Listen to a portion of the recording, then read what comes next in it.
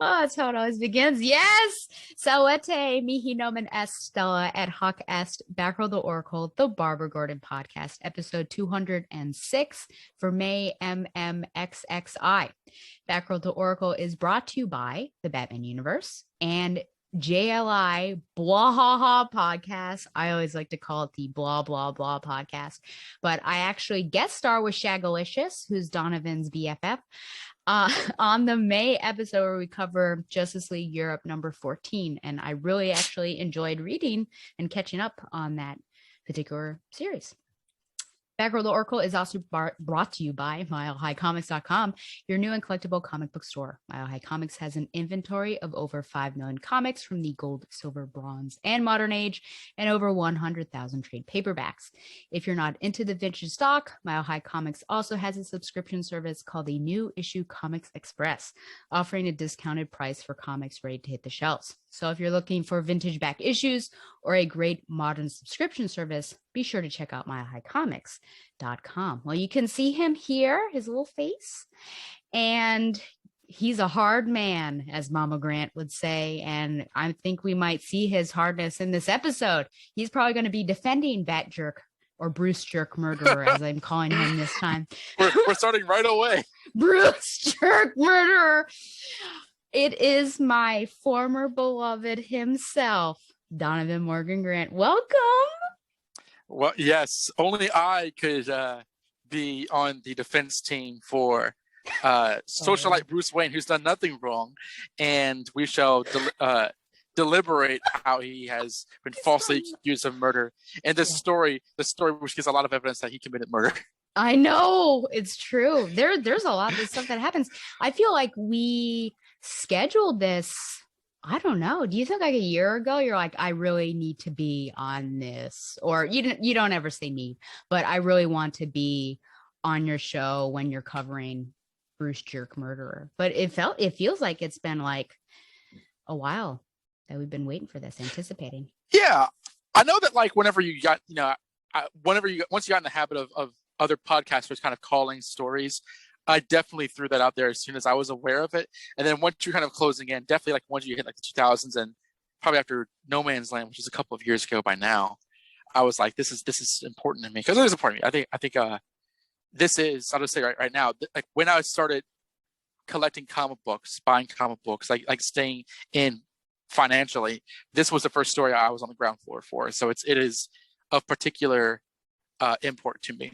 Yeah, near and dear to your heart. Well, this should be really interesting once we start talking about it. And originally, I thought we were going to do Murderer and Fugitive all in one episode. And then you sent me like the document of all the issues. And I was like, yeah, that's a no-go. That would be like back to like Nightfall, Night's End, and Night's Quest all in one. I know, or back to No Man's Land, which just completely wore me out, all of those issues. I mean, it was amazing, but still sort of wore me out.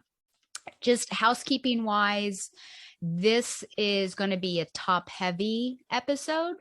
If you can think back to when Professor Cheapskate, aka Alan Middleton, was on and we did Officer Down, we loaded up the first part and then we took a break after the synopsis, and then when we came back, the second part was just completely devoted to discussing it, and so that's what we'll do here as well. The final thing in the intro, I sent this to Donovan, something called Hidden Tribes, which is a really interesting site as well as a project. And this was something that my final year at Covenant, my nemesis Heath Barr, Sam Heath, who's been on this show twice now, he sent this out to everybody, well, to I guess his friend group, and then was really interested in what this was. So I'll at least talk about what they mention. So this Hidden Tribe site says, America has never felt so divided. Bitter debates that were once confined to congressional hearings and cable TV have now found their way into every part of our lives, from our Facebook feeds to the family dinner table. But most Americans are tired of this us versus them mindset and are eager to find common ground. This is the message we've heard from more than 8,000 Americans in one of our country's largest ever studies of polarization. We hold dissimilar views on many issues. However, more than 3 in 4 Americans also believe that our differences aren't so great that we can't work together. So a range of major issues such as immigration, white privilege, sexual harassment, Islamophobia. And basically, their research concludes that we have become a set of tribes with different codes, values, and even facts. And it also, I mean, the way I would look at it is you're not just conservative or liberal. There are all these different tribes depending on what it is. So this is really interesting. You can take a quiz. The quiz takes 8 minutes. And so I thought it'd be interesting to see what we got. And this is the second time I took the quiz. I'm pretty sure I got the same answer both times. I'll say that my tribe is of the traditional liberals, and I'll explain what this is. So it's 11% of Americans, and a 73-year-old woman from Texas who is known as a traditional liberal is quoted as saying, "I think some people's situations are challenging, and no matter how hard they work, they can't get ahead. That's why I don't like the Republican Party. They don't want to help. I think some kinds of people need help, and the government should help them." And so the definition of this, or the description, is traditional liberals reflect the liberal ideals of the baby boomer generation. They maintain idealistic attitudes about the potential for social justice in America, yet they are less ideological than progressive activists. They also are not as intolerant of conservatives. They have strong humanitarian values, and around half say that religion is important to them. Traditional liberals are significantly more likely to say that people need to be willing to listen to others and compromise. They are the most likely group, along with progressive activists, to handle conflict by getting to the heart of the disagreement. Overall, traditional liberals respond best to rational arguments and are inclined to place more faith in the viability of American institutions. I think that'd be a bit iffy, especially with some of my answers, even if they are disillusioned with the country's current direction. And my main concerns are leadership and division in society. So I would say mostly that describes me. I don't think I'm as inclined to place faith in American institutions, so that might be a bit iffy. That's sort of been my trend, going away from, I think, faith in that over the past few years. But I'm interested in what you got. What do you think I got? That's a good question. Let me scroll through really quickly and see. I just shut it down. Now we've got this. This is Googanating. Let's see here. So our options are you a progressive activist?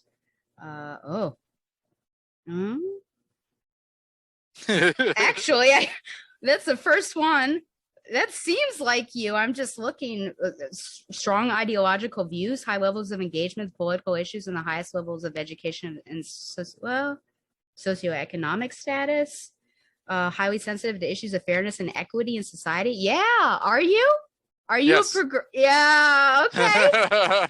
That's I thought it was a good TradCon. Do you feel like that fits you, like, because you were answering the questions, of course, but when you got that, did you feel like, yeah, that fits me to a T? Well, I think before I took the quiz, they kind of present those options to you, and I was like, I bet I'm this 8% of Americans, according to this survey. My main concerns are inequality, poverty, and climate change. More than twice as likely to list politics as a hobby. 3 times more likely to say that people's outcomes that result from "quote unquote" luck and circumstance. Less likely to believe the world is becoming a more and more dangerous place. Which is true, which is interesting. Almost 3 times more likely to be ashamed of the American. 11% more likely to be white. Well, they got me there. So I mean, yeah, however they found that through their quiz, I wholeheartedly accept that description. So I'm actually shocked at this one. You believe that the world is not becoming a dangerous place. You think the trend is going the opposite way? Well, I feel that, like, even though we kind of have these sort of like alley fights in terms of the Me Too movement and "quote unquote" cancel culture and free speech and the like, tolerance and equality are becoming more and more normalized by way of the media. Like, I forget who I was talking to, whether it was somebody. I probably said it more than one person. But like if you think, for instance, like gay kids and kids in the LGBT plus community, especially when I mean kids, I mean like Generation Z and younger, they're not going to really know a reality where, or at least many more people more so than not, aren't going to know a reality where you can't come out as gay, or the idea of gay kids is like a special episode on a television show. That's going to be foreign to them. And again, I'm not presuming that like that's 100% across America, but more so than not, and that's especially true because of things like social media. Social media, we kind of came into it as adults. They're growing up with social media, so they're exposed to TikTok and YouTube and Twitter and web series and videos of people who are out and free with their identity, and so they are seeing it something that's certainly not anything to be ashamed of or to harass people over.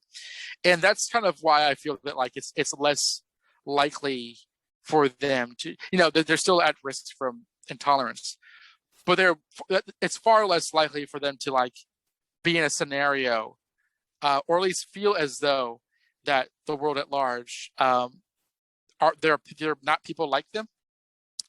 And I think that lends itself to both violence from others and also violence to yourself. You're less likely to harm yourself if you don't feel alone.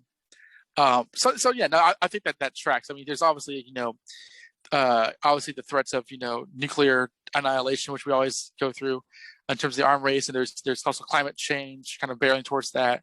And there's economic threats from foreign powers like China and Russia. But I feel as though in the information age, young people are much more inclined to readily make themselves aware and readily make themselves unprejudiced when it comes to vulnerable people.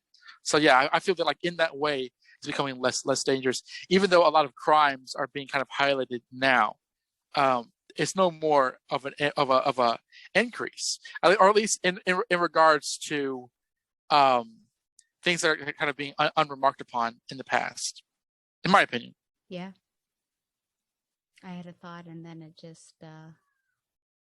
flew out of me. Oh, you were talking about how there are certain things, and I'm like, yeah, and people hacking gas pipelines. Oh yeah. Ay, ay, ay. Did that happen to you? Did people go crazy and do the whole I'm gonna buy as much toilet paper as possible, but this time it's I'm gonna buy as much gasoline as possible? Yeah, the former, not the latter. I'm not really, honestly, I've been so like back and forth on work. I've not really experienced a lot of the gas shortage. I got gas 2 days ago. It was last week that it was like, yeah, people were loading thing, and it wasn't, so it was hard to get gas, period. And then people decided if they could get it, they were really going to get it. So it's just like, we're going to get as much gasoline as possible. So, they're having their family members and they're like filling up those little red things. It's like, please. There was a gas shortage a few years ago when I was delivering pizza. That was difficult because we couldn't do our jobs. And so I remember my uncle and I kind of went out and like tried to siphon some gas from places. Oh my gosh! You had the tube and no. Cars. I wasn't asking people for breath mints or whatever, but like there's like a fluid you can use to kind of make it slick, to kind of like save on the amount and stuff. Gotcha. We weren't breaking in any place, but like he showed me how to do that. Okay. Well, thank you for doing some QA situations in the beginning. It's fun now. If I say something about QA, you're here to defend yourself, which you can't often do. Yes.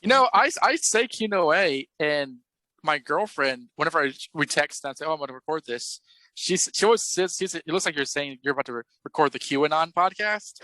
And every time I do that, it's like, "No, it's not QAnon." And she's like, "Oh, you're about to record your cult podcast." I was like, "No, stop." Cult. And she's listened to it, so I don't know why. Oh, man. Well, yeah, I think what's really happened is that Batgirl Oracle and QNOA have become, we're in a feud, I think.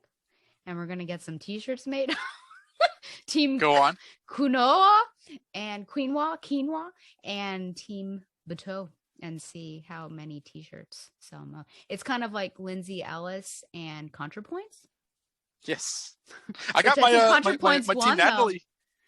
Yeah, I have my Team Natalie badge. So yes, here you go. You helped her win.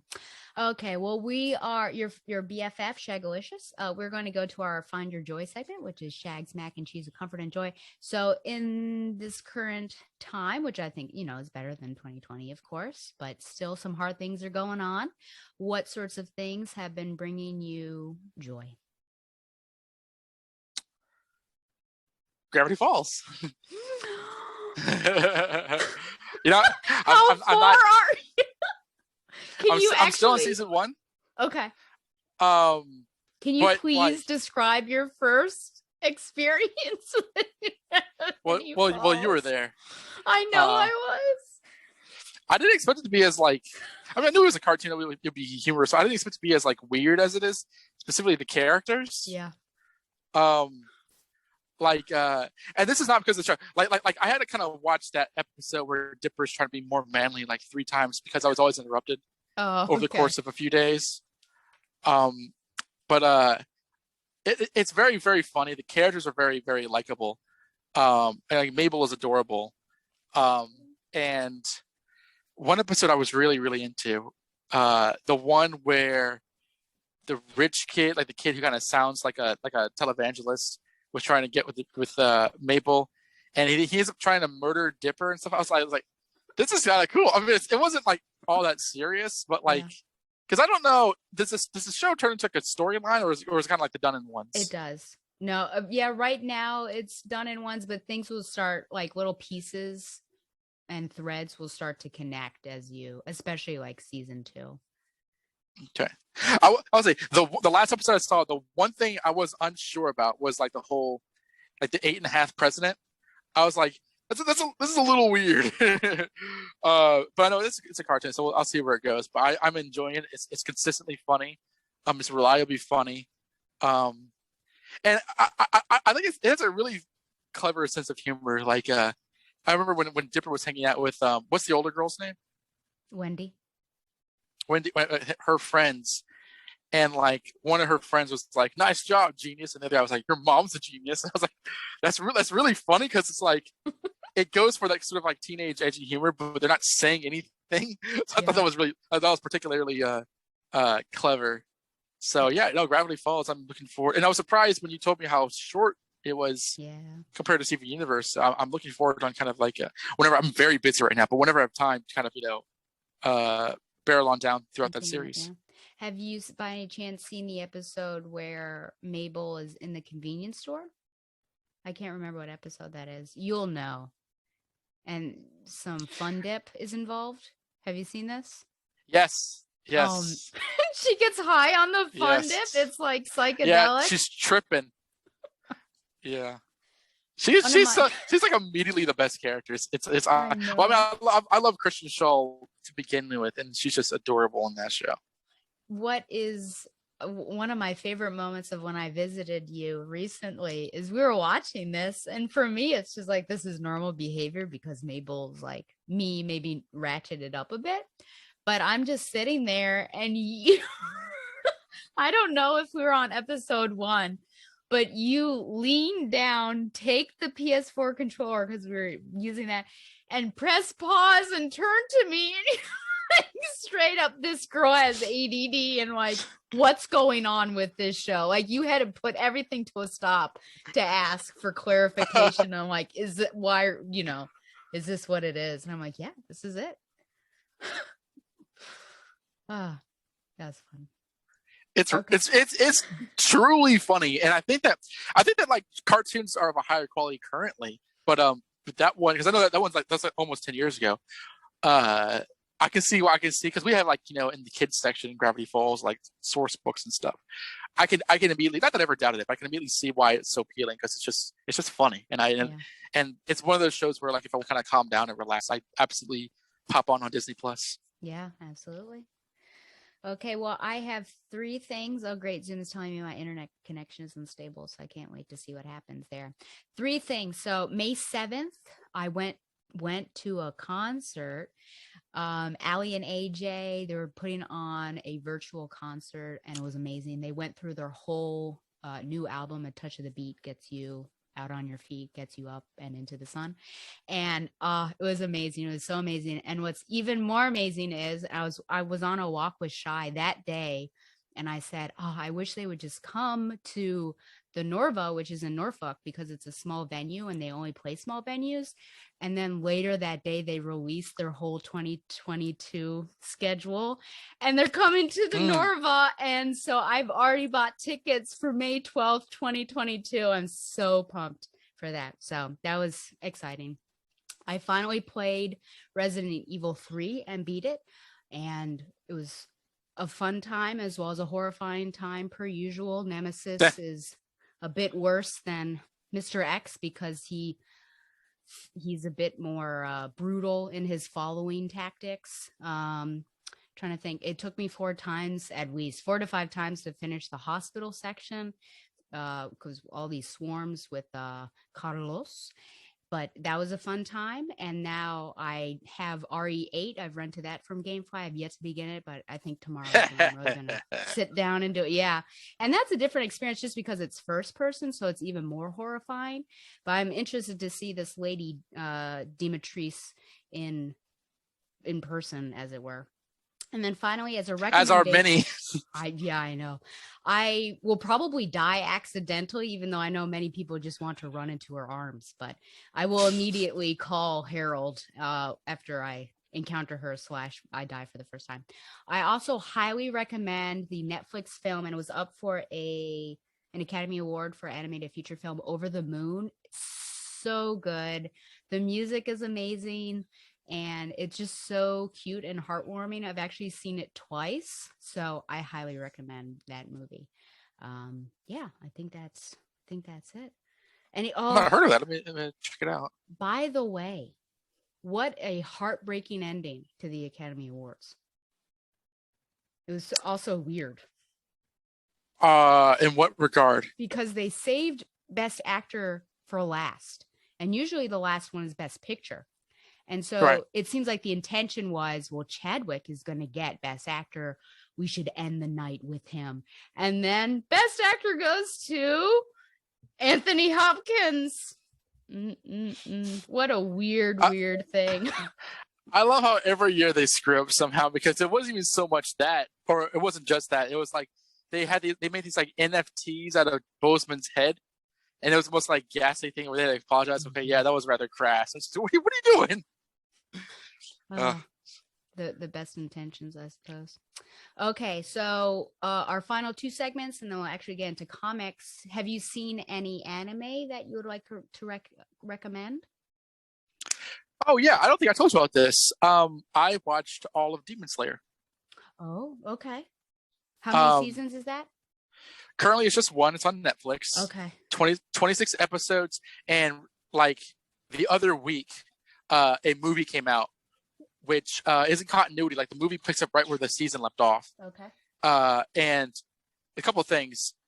First of all, my girlfriend Kia, she asked if I had seen it because she wanted to see the movie, and I caught up, so I can be caught up with her so we can watch the movie.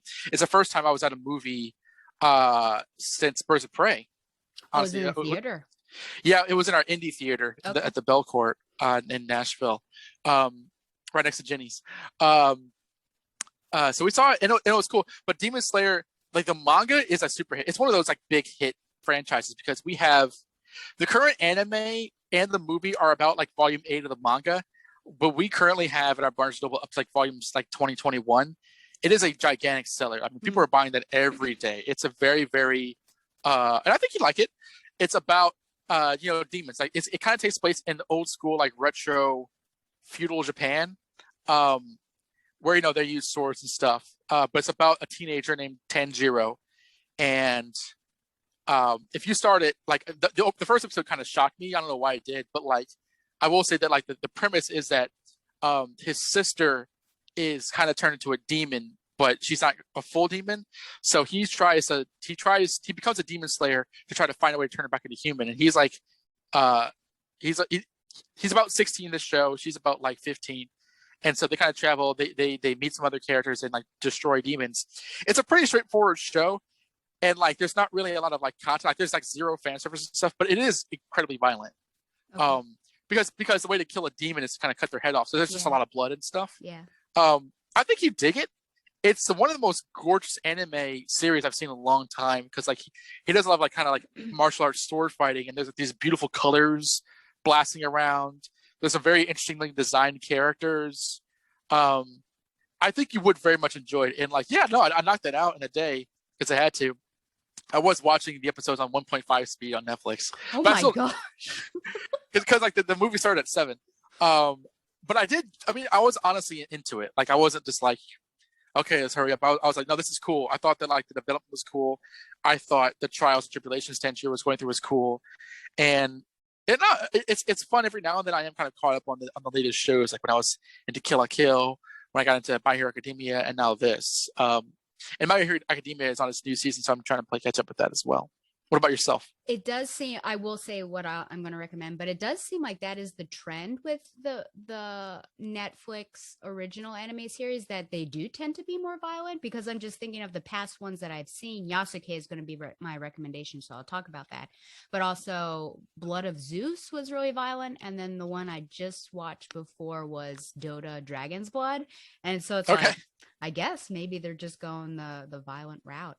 And I did try that one about the sky, like the tower of, I don't remember what it's called, but I could only get through half of an episode because there was like a sexual assault, and I'm like, I don't need this, goodbye. So we'll see. So hopefully when Comey can't communicate, that'll be my like slice of life. I've been reading that. Yeah, it's great. It's really good. Yeah, so I'm looking forward to that. Just the preview of it looks really good. So yeah, Yasuke is what I'm going to recommend here.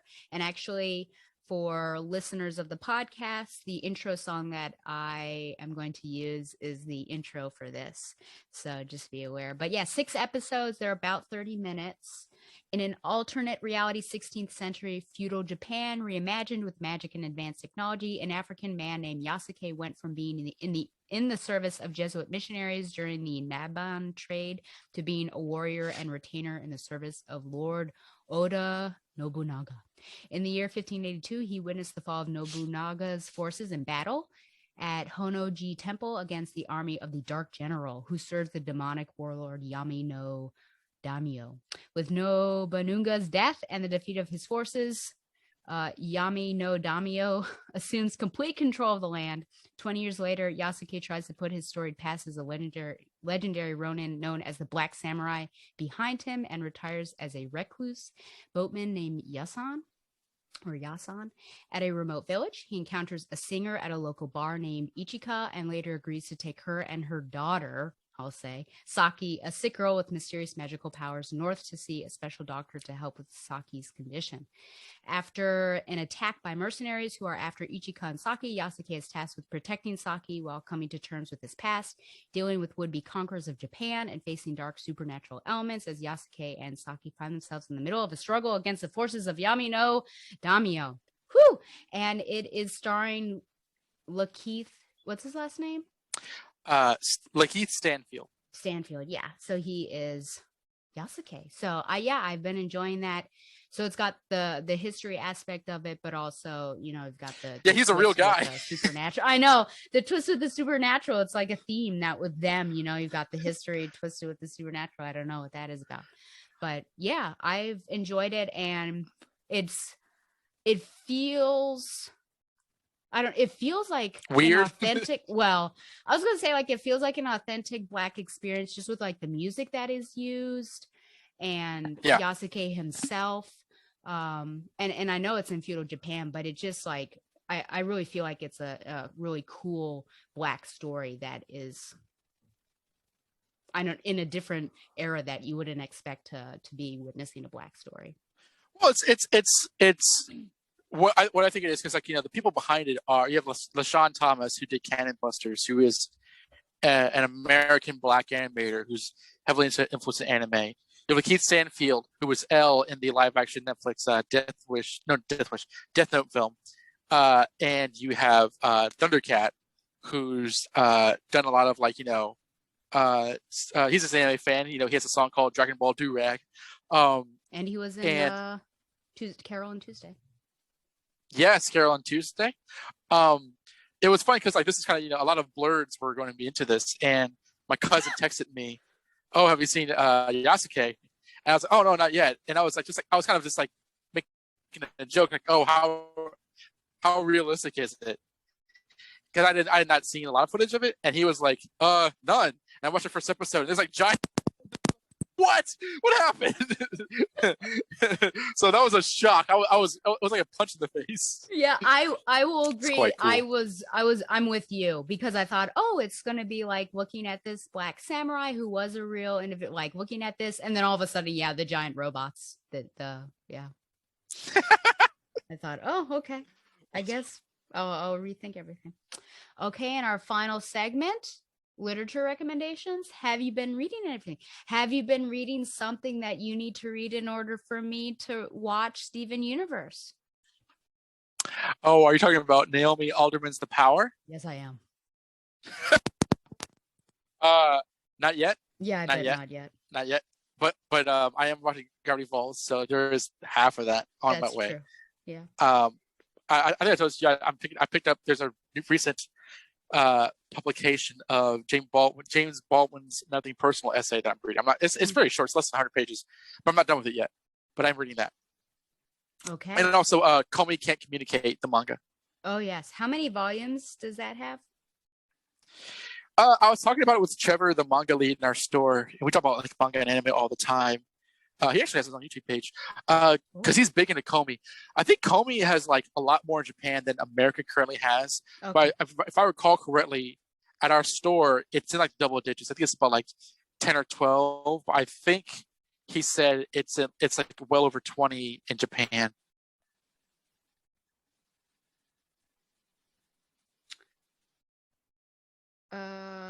Sorry. I see that I'm trying to think of Vanishing Half, Color of Compromise. Maybe it's Color of Compromise. I always get lost because I read so much, but now that I have a new job, I can't read as much as I did. So now everything's slowing down. I think that the last thing I recommended was The Vanishing Half. Maybe it's not. I definitely know I did Redefining Realness because I spoke highly of that. So I'll say The Vanishing Half by Britt Bennett. And this is getting a lot of hype, and it's about twins, and they come from this town where basically everyone is really light skinned and to the extent, well, I mean, colorism is real in this whole novel basically, but if anyone were to come that's really dark, it's like complete prejudice against them.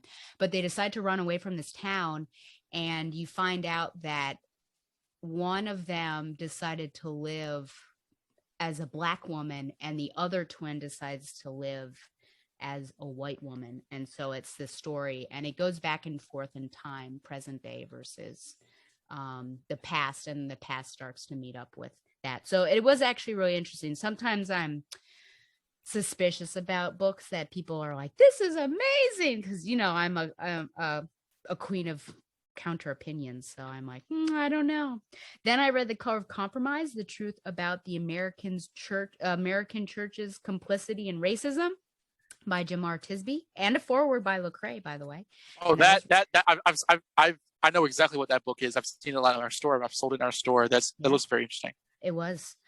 A Raisin in the Sun, I've read now for the second time. You can catch it on June's episode of Required Reading with Tom.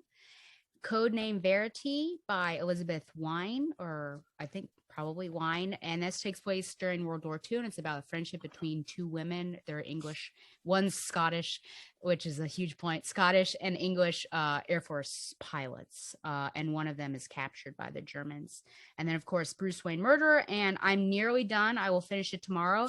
I lost a bet to my nemesis Heath Bar, and so because we see who can guess the Academy Awards better, and he won again. And so he told me, you need to read. He kept asking me, have you read this? And I'm like, yeah, I've read that. And he said, okay, you have a choice for James Baldwin. You can either read Go Tell It on the Mountain or Beale Street, If Beale Street Could Talk. Is that what it is? Not speak, right? Yeah, To talk. yeah. I said, well, I've seen the film, which isn't necessarily the same thing, but I had known nothing about Go Tell It on the Mountain. So that is what I'm currently reading. So he was speaking highly of it, and I've enjoyed it. It's not an easy read in the sense of like, it's not uplifting there. It's struggle literature. In a way. But James Baldwin, I've really come to appreciate him. And actually for Mother's Day, I gave my mother The Fire Next Time.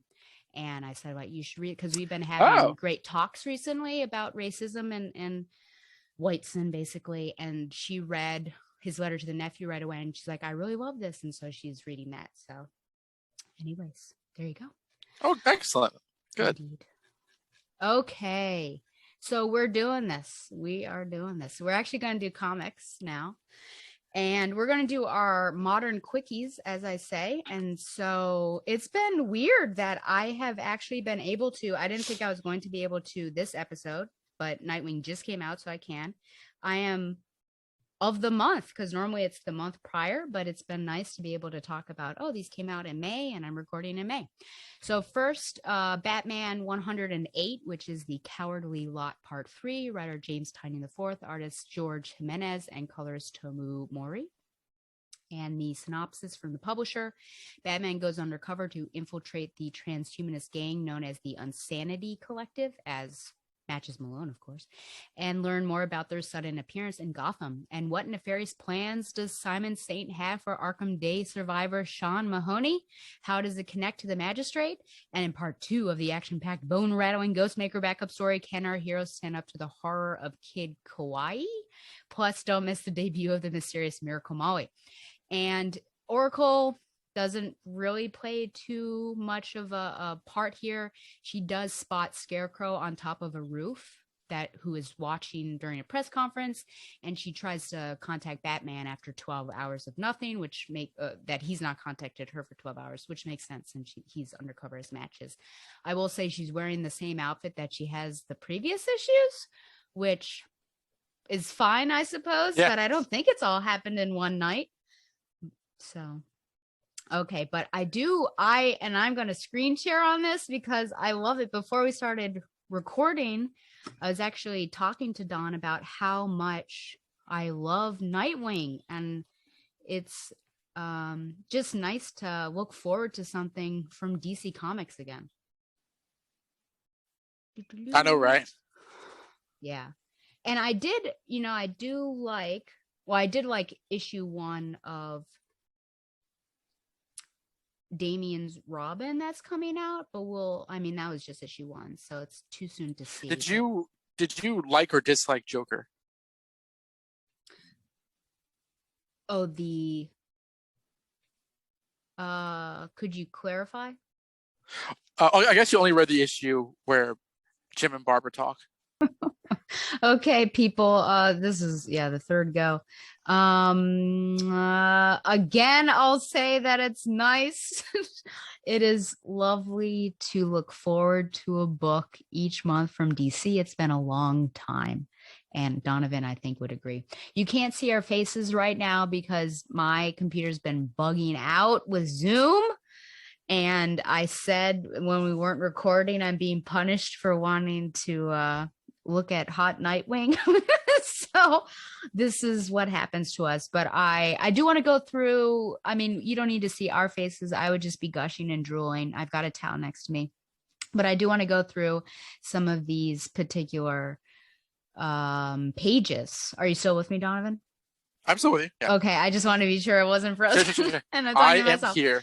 Okay, so Nightwing 80, Leaping into the Light Part 3, writer Tom Taylor, artist Bruno Redondo, colorist Adriano Lucas.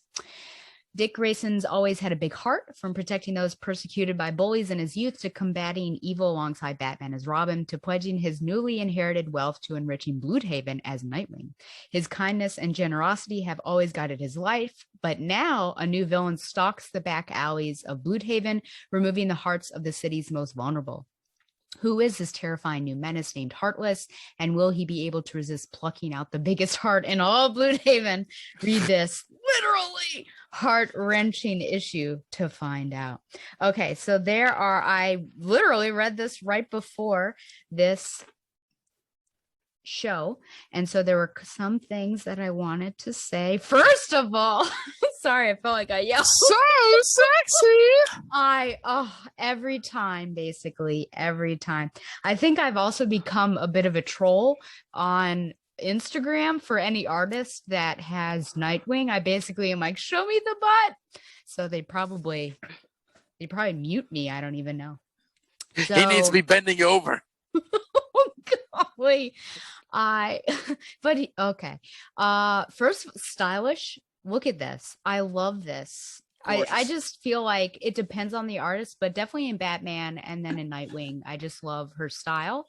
And I also think that maybe Bruno Redondo thought that the green jumper was absurd.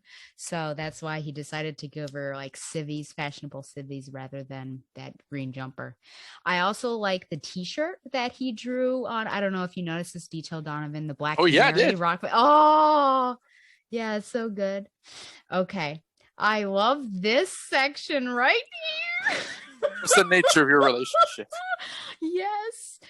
And then he blows out like a, which happens often between you and I, like I don't know, talk about hard things sometimes. Oh, too close to home. Also, did you notice the mugs? The Gotham? Well, also the Batman with the bomb over his head. Some days you just can't get rid of a bomb. Yes. I didn't notice that one. I noticed the other one. Yeah, so he said, so there's like, they look at each other, and Dick says, I've been wondering that myself, but interrogation is not how I wanted to broach the subject. And at the same time, probably, she says, that's not relevant. And then they say, I think we'll decide what's relevant. And she mentions she has a law degree, which is interesting because, of course, we'll talk about that. Yes, it's explicitly Bruce Jerk. Yeah, call back to this. Absolutely. Bruce Jerk murder.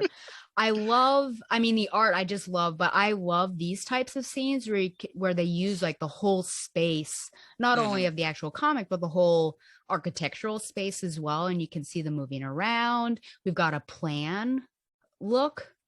Yes. I don't know, just so good. And so she was recording the entire time because if you notice, she had her glasses on, but again, not the green jumper. So she can be Oracle, but in civvy. So that green jumper gets on my nerves. I love this scene.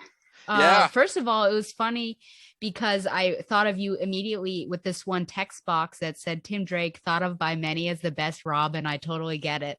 Who is he talking about? The fans? Yeah. That's such a fourth wall breaking comment. And then the first thing he does, Batman wanted me to give you something. It's a wallet chain. It means kids can't steal your money. And as an added bonus, you confront a soft metal band in the early 2000s. And then Dick says, I'm never living this down, am I? Of course not. I just feel like this book has breathed new life into the Bat family. Just absolutely. The relationships between all of them. I don't know what Bruce will be like or Batman if he shows up in this book, but just everyone, how they're getting around. Like, it feels like a family. Like, they have a text chain. Cassandra uses emojis, like all these things. Like, this is so wonderful. It is so wonderful. I laughed out loud. Is it this one? Let me see here. Oh, when Tim goes into incognito. I laughed out loud. Yeah, because Tim goes undercover with the dog, the little puppy, and they're on comms, and Tim says, sure, so bad to stay the night, huh? And he says, I slept on the couch. And Tim says, I see. And then there's this like annoyed little, almost Chibi. like manga style. Yeah, like, I'm on this channel, right? And then he's like the Josh Bertoni / Homer Simpson. No, well, I do now. But I cracked up when I was reading this, just like her annoyed little face. Oh man. I can't speak enough about how fun this is. And of course there are some serious issues and just getting all of this money from Alfred and how he's going to spend it. And of course, helping people out. And this homeless community mainly filled with youths and whoever this heartless person is. But yeah, you just did a review on this. So do you want to talk about it? I just wanted to look at how Babs is treated in all these fun things, but I would just gush about it. But yeah, what are your thoughts on Nightwing 80? I mean, I currently am digging the Bat books that I'm reading. I think Tynion's doing solid work on Batman. I'm enjoying his work on Joker because, as we were talking about, it's a Jim Gordon title, basically. I read Robin. I thought it was cool. Batman Urban Legends is telling a Jason Todd story that I'm digging. I think that's actually a very good story. But this is the best book out of all of them because, one, it's that glorious chemistry of great writing and great artwork. Like neither territory is slacking. Secondly, it feels like such a fan-driven run because it brings us into characters that we're familiar with. It presents their relationships in ways which we understand them to be at the best of times. There's no baggage. There's sly references, like the whole Nightwing and Tim Drake thing on the trains. That is explicitly from the Chuck Dixon, Scott McDaniel issue, Nightwing 25, where Tim and Dick spent the whole time training and talking about girls and stuff on the train. Yeah. As you mentioned, Barbara's law degree, Dick being in police at one point. Mm-hmm. Like, we're past the point where like we're starting over with a new 52. like we're catching up with the characters that we know and love. Mm-hmm. And that's awesome. I mean, the plot's very straightforward. It's a fine plot. There's nothing wrong with the plot. But like you're kind of just spending time with old friends in this issue, and it's just I probably should have given it a perfect score. I gave it a 4.5. How could you? I feel that like maybe a 5 would have required like a surprise or a shock, but this was like really. I mean, I said there's nothing wrong with this issue, and it's been 3 issues in, and I feel as though I can rely upon this series to be great, like the best read of the week. And again, I mean, the other week, I was really enjoying Batman Superman, which is telling a fun story. Batman Black and White, which had a really great story. So, like, I feel as though right now we're kind of back in, we're out of the caves and where the majority of the Bat books are good. I don't really know one that's, I mean, especially with Batgirl having ended right now, I don't know of one that's really bad. But this one is like not just not bad, it's great, and I love it. Absolutely. I did wonder, have you read the Hawkeye run by Matt Fraction and David, I think it's Aja, unless it's Aja? I have the first 2 trades, but I fell off of it. Okay. I just wondered, do you feel like there's any influence from that? Just how the art is laid out?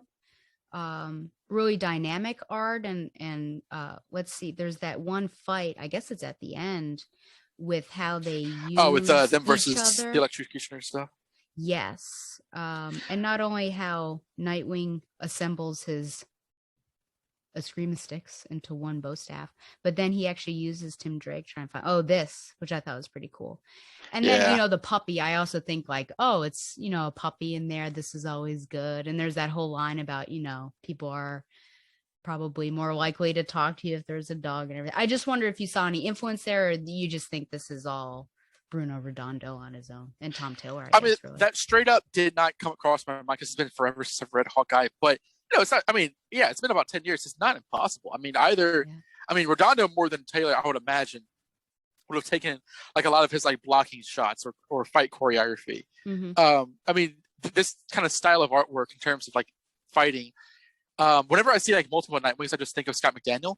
But there's absolutely room. That's a great splash page. There's absolutely room for there to have been a Marvel or Hawkeye specific influence. Yeah. Because the writing is so clearly influenced by the previous. I love that shot. Yeah. I also saw, and I didn't mention this in my review, some of Redondo's artwork, specifically how Tim Drake looks in that shot, reminds me a little bit of Roger Robinson from the Gotham Knights days. Okay. And if you're not familiar with him, he did the issue in Bruce Wayne Murderer where, like when Nightwing and Robin are talking about whether Batman's guilty or not, like that's the artist in that. And because he did have these kind of like interesting perspectives that just reminded me of him, even though if it's not an active influence. But that was cool too. I like the idea that like Nightwing's Escrima-Sticks can turn into Robin's bow staff. I've never seen that before. Yeah, that was pretty cool. And just how much of a team, like how symbolically there's like we how well we work together. Just with this whole fight was also amazing. Tim was Robin again, like not even Red Robin. Yeah, that's pretty exciting. Are all the fans Right. like, yeah? Yeah, they were. I feel like we're getting back to the classic era. I do want to hold out on this particular image. I think that's mean, I mean, it's interesting because like I don't know if either Steph or Cass have been referred to as Batgirl again, because Cassandra's been in her Batgirl costume. Yeah. And there's been kind of this sort of like not so subtle pushing for a Batgirl's parole book. It better not be subtle. Well, I wrote in my review that there's this endless Dick and Bab shipping, right? Yes. And I mean, even the Joker feels more traditional to me, which I like, because like when he's not ready to be over the top, I do like the Joker when he's kind of he's deadly and he's dangerous, but he's also like funny. Like in the latest issue of Joker, Jim Gordon's on the hunt for him. He's kind of talking around like Brazil or someplace. He's asking around. He goes back to the apartment, and Joker on accident just opens the door. He's like, "Oh, Jimbo, how are you doing?" And like that made me laugh. And it's like this kind of like it's not trying as hard to be scary or whatever kind of storytelling. It feels more like, and a lot of us old comics fans, we've been around too long, but like it does feel more of what I'm familiar with. And especially after reading Bruce Wayne Murderer, it feels like it's of that era. Not as dark as that story, but like the familial characters, it feels familiar in this issue. It does. It feels like it's back to basics, and I don't mean that in a bad way, but just like back to the classic feel where everything was like, this is really fun and good, and sometimes it can be heavy, but it's just like worthwhile stuff. So right. I hope maybe they realized how broken everything was, and so now they're like, let's get back to it the way it was. I don't know how old Tom Taylor is, but like, I mean, James Tynion is around our age, and I know that he is a fan of the 90s stuff. But Tom Taylor, with Nightwing, it's evident that that's the thing. And he wrote, like, Deceased, like that, like kind of that zombie story. I actually read that because Cassandra was in it, and it was really good. I mean, I'm not really a big fan of zombie stories, but, like, I did like it from a character perspective, and Shiva was in it as well. And so I feel that, like, whatever story he's doing, he has a real heartfelt take on the characters. Absolutely. Yeah, so I'm looking forward to more. And Damian was killed in the first issue, so who knows if he's even going to continue. I hope get better. It's like Mortal Kombat. Okay. Golly. So we'll do, I think what's going to happen, people, because of these technological issues, is that when Donovan and I are just talking, we can see our faces. But once I do screen share, I'm going to turn off our cameras so that it's not as crazy. So we've gone through the potatoes and now it's the meat. We're going to be talking about Bruce Jerk Murderer, which published as Bruce Wayne Murderer. And Donovan is reading and speaking from his 2006 version of the trade paperback, and I will be speaking from the 2014 version. Look, it's already freaking out. You've got to be kidding me. I hear you. I see you. Oh, okay. Well, my little hourglass is going crazy. I don't understand. I just freed up a bunch of space. It should be fine. Do you restart it? Did I restart Zoom? Or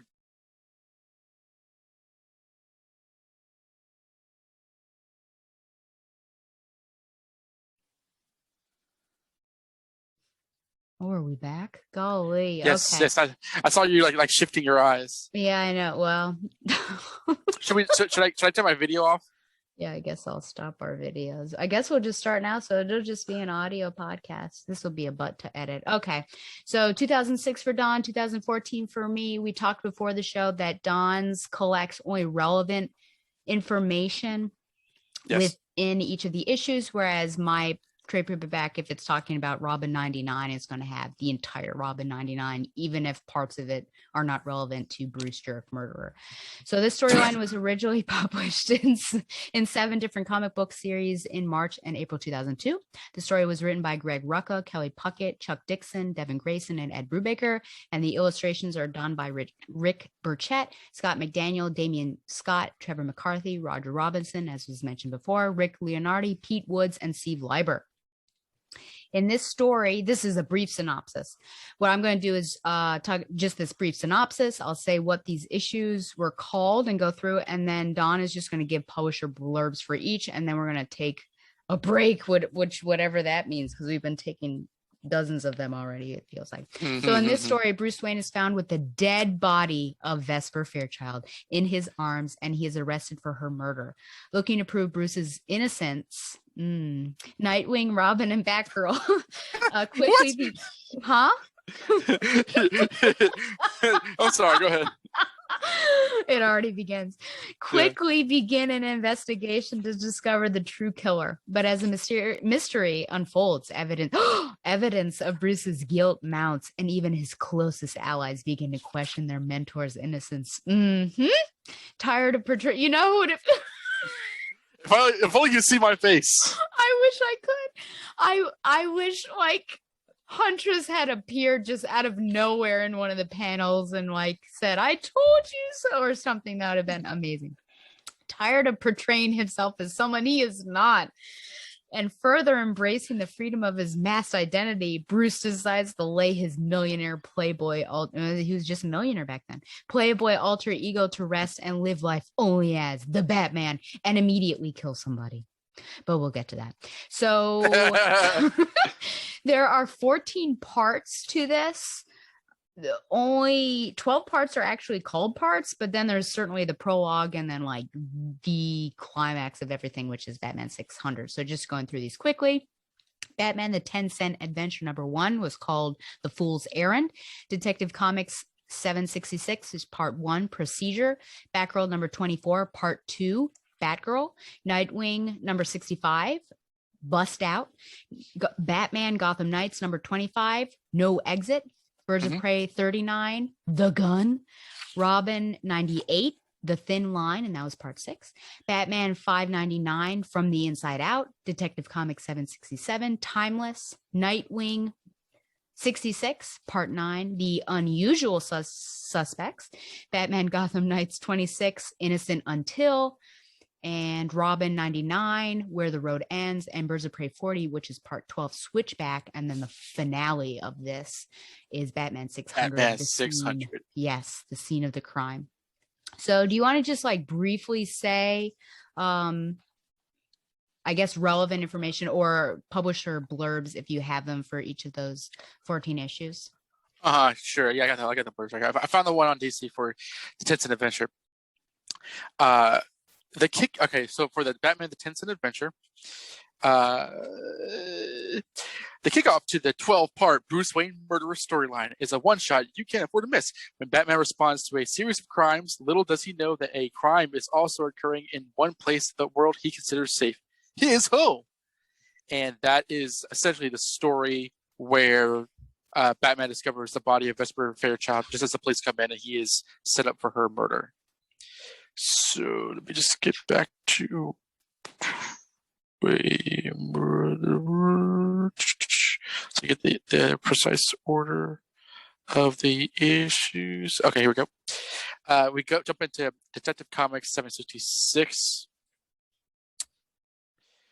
Immediately following the shocking events of Batman the 10-cent adventure, we learn that Bruce Wayne is wanted for murder. How is this possible? And how is Batman going to get his alter ego out of this one? Jump into Batgirl 24. Oracle dispatches Batgirl to Wayne Manor to investigate an unthinkable crime. Can Cassandra uncover enough proof to clear Bruce Wayne's name? You'll believe what the young hero discovers. Nightwing 65. As Nightwing tends to the unbelievable events transpiring in Gotham City in the life of Bruce Wayne, a place called Lockhaven is headed for a fiery bust out, which we won't talk about. Batman Gotham Knights #25. As the evidence against Bruce Wayne piles higher and higher, Bruce's friends and allies rally to save him, but his strange behavior may make it impossible for Batman's allies to help out. Birds of Prey #39. Oracle is feverishly trying to get information on the predicament of Bruce Wayne, and she's about to get some incredible lengths to get it. Meanwhile, Black Canary has to break into the apartment of a prominent Gotham citizen, especially for your child. Robin #98. Leads to a parting of the ways for Tim Drake and Alfred as Tim is forced to reevaluate his anger towards Bruce Wayne. Meanwhile, Spoiler Release receives some horrific news and has a less than chance encounter with a certain star of the Birds of Prey. Batman 599. Oh, yeah. Bruce Wayne is behind bars, but getting out of jail while keeping his secret identity intact remains difficult.